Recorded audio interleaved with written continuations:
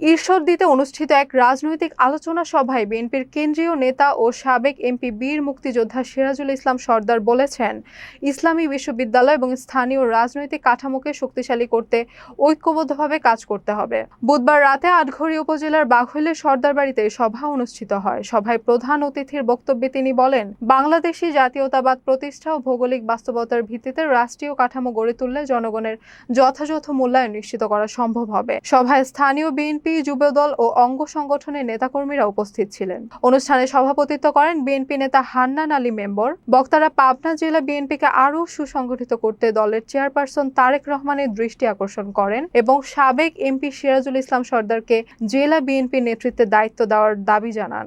BNP আজকে বর্তমানে সামনে যারা উপস্থিত আছে এরা আমাদেরই হাতে তৈরি।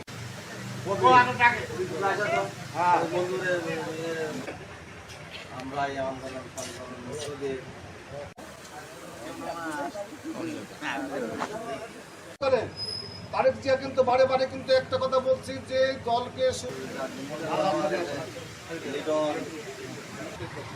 দীর্ঘদিন আমাদের কোনো কার্যক্রম পরিচালনা নাই।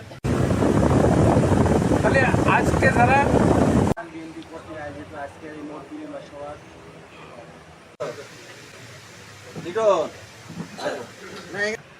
জননেতা জনাব জাকির ইসলাম তপন সরকার সাবেক সংসদ সদস্য এতজন নির্বাচিত